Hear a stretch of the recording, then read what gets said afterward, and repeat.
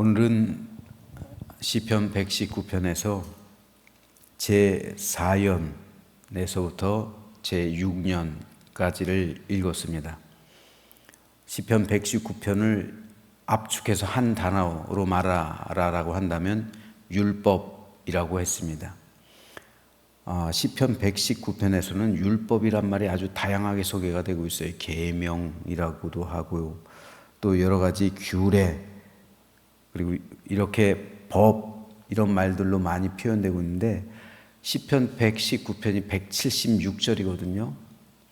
그런데 놀라운 사실은 176절 가운데 단 4구절을 제외하고요, 172절 가운데 다 율법, 즉 율법이란 이 말이 다 사용되고 있어요.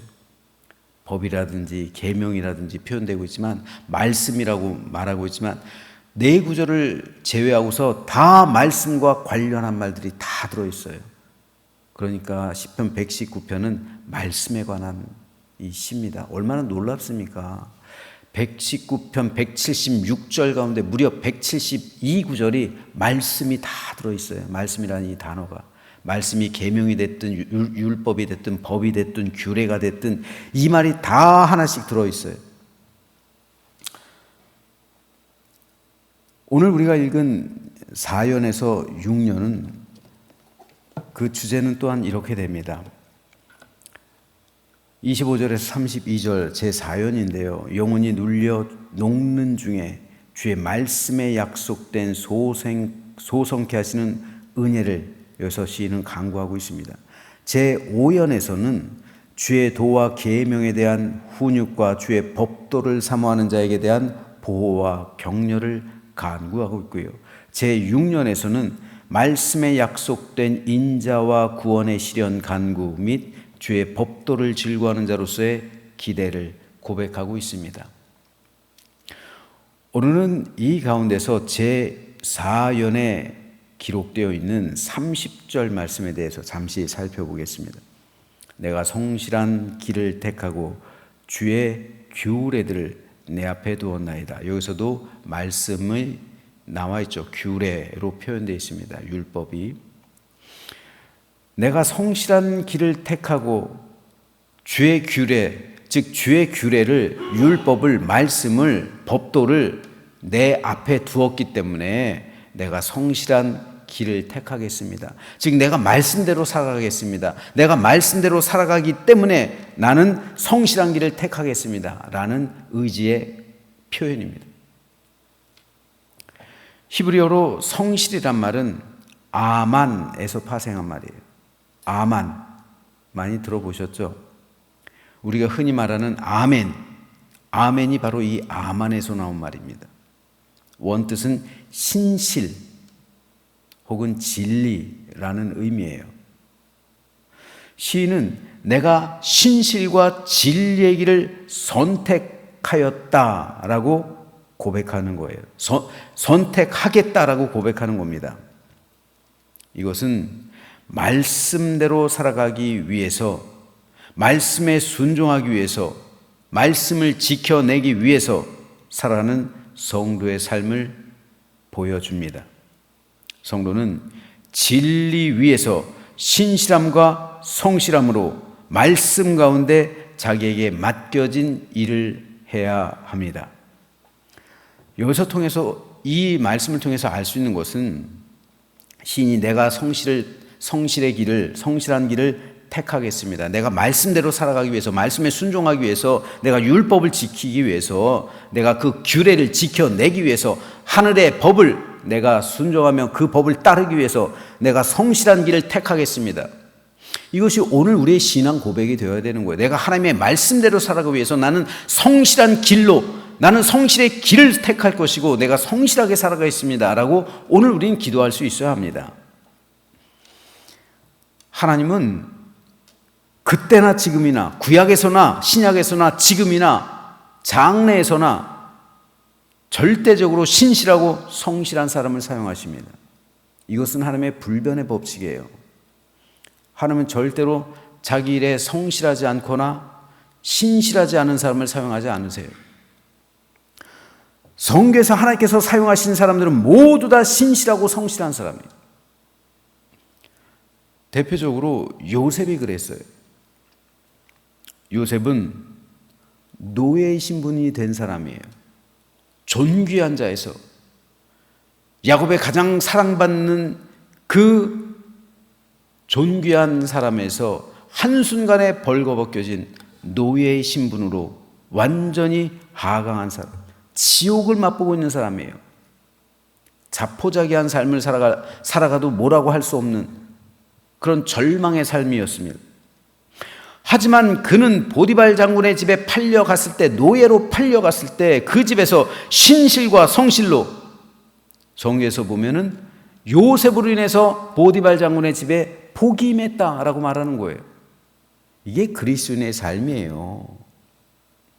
그리스도인은 어느 자리에 갔건 그 사람으로 인해서 거기가 잘 돼야 되는 거예요. 그리스도인이 회사에 들어가면요, 그리스도인 때문에 그 회사가 잘 돼야 되는 거예요. 이 사람 때문에 그 회사가 복을 받아야 되는 것, 이것이 그리스도인의 삶입니다. 신실과 성실로 그 집을 형통하게 했잖아요. 보디발 장군의 집을요.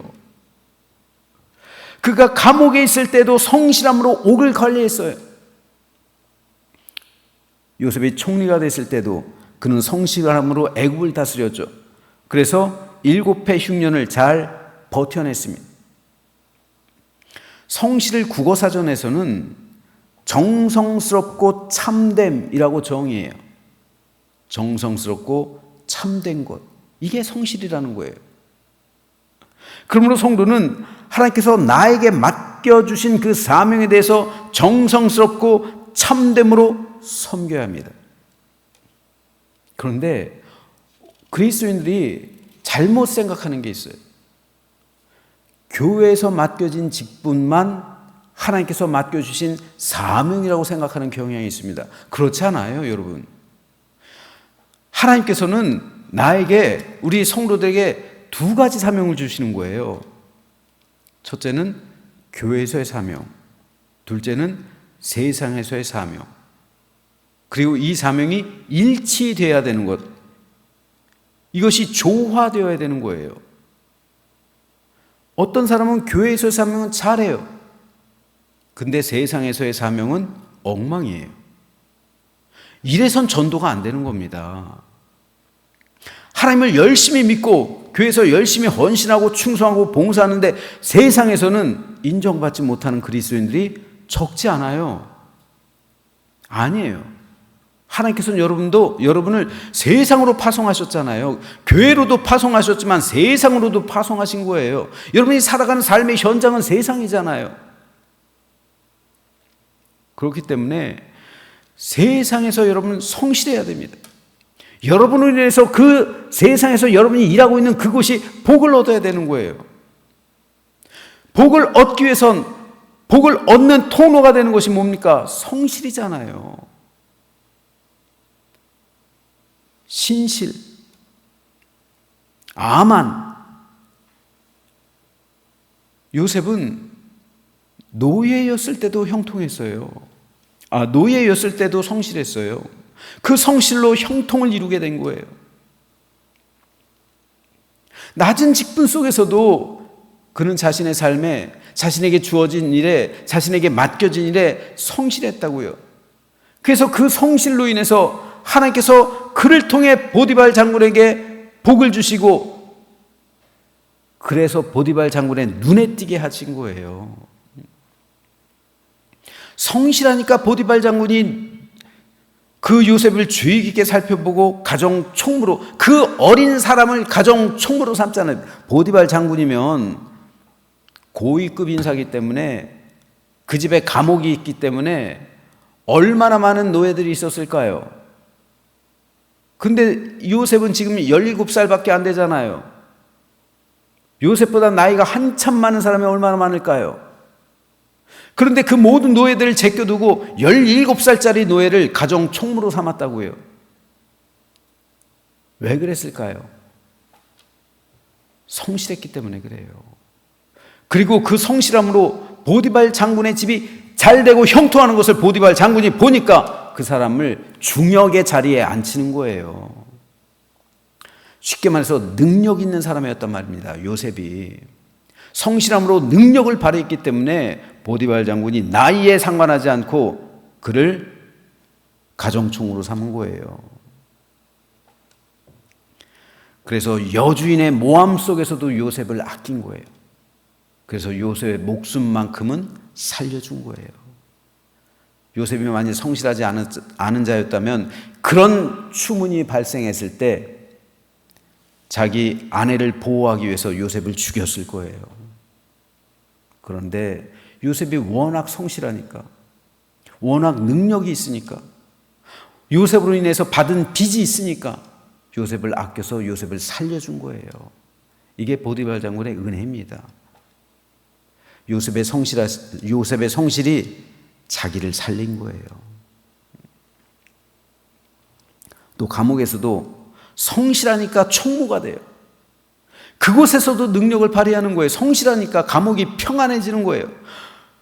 그런데 그 감옥은 어떤 곳이에요? 왕의 고위 관료들이 오는 곳이잖아요. 특별한 감옥이잖아요. 일반 죄수들이 있는 곳이 아니라 왕의 고위 관료들이 오는 곳이니까 요셉이 성실하다 보니까 그 관료들을 독대하는 경우가 많아요. 그 관료들의 말벗이 될 수도 있고요. 요셉이 이 감옥에서 뭘 배웠겠습니까? 2년 동안 애굽의 정치를 배운 거예요. 애굽이 어떻게 흘러가는지 고위 관료들이 오다 보니까, 고위 공직자들이 오다 보니까 왕의 최측근들이잖아요. 술 맡은 관원장, 떡 맡은 관원장, 최측근들이잖아요. 그들에게서 애굽에서 되어지는 모든 정치를 배운 거예요. 2년 동안.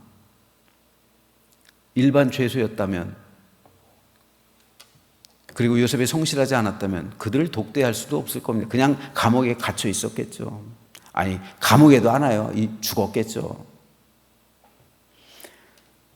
그리고 결국 그들의 꿈을 해몽할 수 있었던 것도 그들하고 독대할 수 있는 관계니까 가능한 거예요.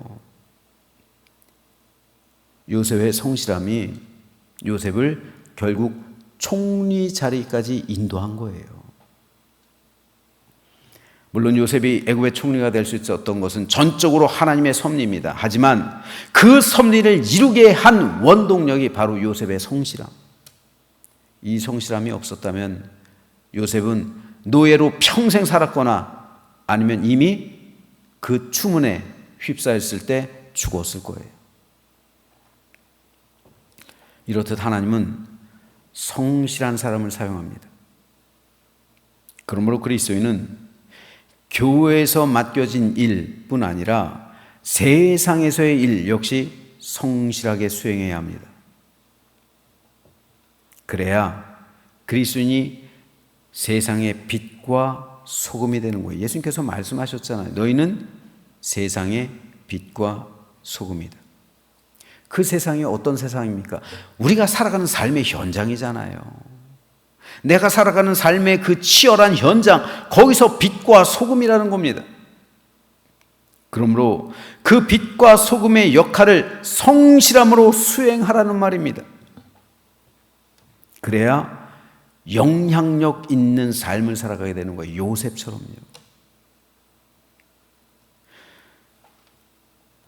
맡은 바 직임에 소홀하고 그저 시간만 때우고 월급만 받는다, 이런 말이 그리스도인들에게서 들려서는 안 되는 거예요.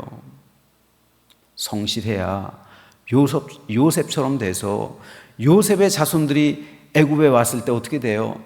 선대하잖아요. 애굽 바로가. 이방인들도 이 하나님을 믿는 믿음의 백성들 선대해 주잖아요. 요셉으로 인해서 애굽이라는 모태에서 430년 동안 있으면서 이스라엘 민족을 태동하게 되잖아요. 이게 거대한 하나님의 섭리인데 요셉의 성실이 결국 그 일을 결정적으로 감당하게 됐다고. 성실함이 있어야 그 자리까지 나아가는 거죠. 우리 그리스도인들도 마찬가지입니다.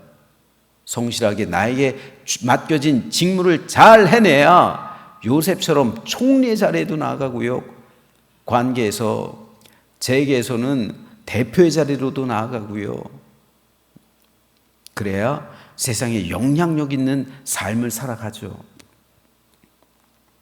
안타까운 사실은 그리스도인들이 성실하지 않다, 직장에서 이런 말이 들려올 때마다 참 안타까워요. 하나님은 예전이나 지금이나 미래나 언제나 성실하고 신실한 사람을 사용하십니다. 성실하지 않았던 사람도 예수 믿고 구원받으면 성실한 사람으로 바뀌어야 되는 거예요. 성실함이란 한결같음입니다. 어떤 자리가 주어지건 맡겨진 업무에 대해서 한결같이 수고하고 노력하며 성과를 내는 것. 요셉은 한결같았어요. 아버지 야곱이 도단으로 네 형들을 좀 보고 와라. 그랬을 때 그 치렁치렁 끌리는 그 옷을 입고, 채색 옷을 입고 거기까지 일부러 간 사람이에요. 성실한 거예요. 도단에 없으면은 그냥 돌아오면 되는 거지. 도단이 아니죠. 세겜이죠. 그러면은 세겜으로 갔다가 없으면은 돌아오면 되는 거지. 도단까지 갔다 오니까 거기까지 쫓아가는 거잖아요. 형들 만나러. 어찌됐든 아버지께서 나에게 맡겨주신 그 사명 잘 감당하기 위해서 거기까지 끝까지 찾아. 요셉은 어렸을 때부터 성실했던 거예요.